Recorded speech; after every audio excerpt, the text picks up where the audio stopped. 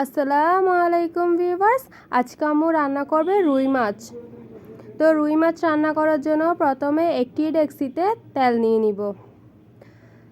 তেলগুলো গরম হয়েছে কিনা একটু চেক করে নিচ্ছিলাম।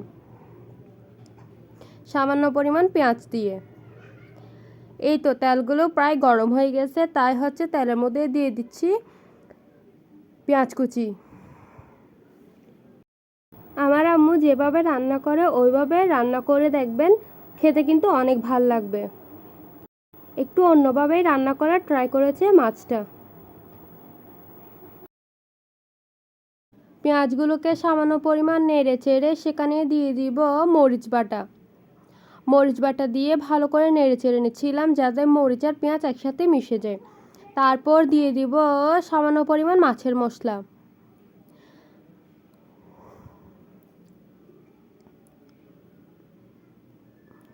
মাছের মশলা আপনারা স্কিপও করতে পারেন, মাছের মশলাটা অপশনাল, এটা না দিলেও চলে, তবে দিলে কিন্তু খেতে বেশি ভালো লাগে, তাই দেওয়ার চেষ্টা করবেন। তারপর মাছের মশলা আর মরিচ সব কিছু ভালো করে নেড়ে চেড়ে একটু কষিয়ে নিব। সামান্য পরিমাণ কষে গেলে সেখানে দিয়ে দিব আদা রসুন বাটা। রসুন একটু বেশি করে দিবেন আর আদা সামান্য পরিমাণ কম করে দিবেন। আম্মু আদা রসুন একসাথে বেটে রেখেছে, তাই একসাথেই দিয়ে দিল।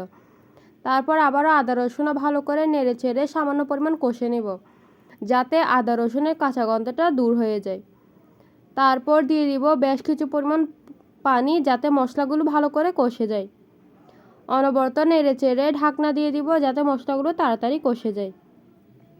এই তো দেখে বোঝা যাচ্ছে যে মশলাগুলো একদম কষে গেছে, তাই ঢাকনা খুলে সেখানের মধ্যে দিয়ে দিব আগে থেকে নুন হলুদ দিয়ে মেখে রাখা মাছ। মাছগুলো অবশ্যই নুন হলুদ দিয়ে ভালো করে মেখে রাখবেন, এতে কিন্তু মাছের ভিতর পাঞ্ছে মনে হবে না, খাবার সময় নুনগুলো মাছের ভিতর ঢুকে যাবে। তারপর নেড়ে চেড়ে সেখানে দিয়ে দেবো ঝোলের জন্য বেশ কিছু পরিমাণ পানি। পানি দিয়ে আবারও ভালো করে নেড়ে চেড়ে নিব যাতে মাছগুলো পানির ভিতর ডুবে থাকে, না হলে কিন্তু মাছগুলো ভালো করে রান্না হবে না। তাই মাছগুলোকে নেড়ে চেড়ে পানির সাথে আম্মু মিশিয়ে দিচ্ছিল আর মশলাগুলোর সাথেও ভালো করে মিশিয়ে দিচ্ছিল যাতে মাছের মধ্যে মশলা ফ্লেভারটা ঢুকে যায়, এতে করে কিন্তু মাছের টেস্ট বেড়ে যাবে। তারপর দিয়ে দিব বেশ কিছু পরিমাণ টমেটো টুকরো। টমেটো যত বেশি দিবেন মাছ কিন্তু খেতে ততই ভালো লাগবে। তারপর দিয়ে দিব কয়েকটা গোটা কাঁচামরিচ। আপনারা চাইলে কাঁচামরিচ মাঝখান থেকে ছিঁড়ে বা কুচি করে দিতে পারেন। তারপর ঢাকনা দিয়ে দেবো যাতে মাছগুলো রান্না হয়ে যায়।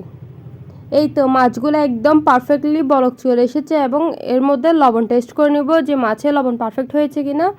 লবণ যদি কম মনে হয় তাহলে সামান্য পরিমাণ লবণ দিয়ে দিবেন।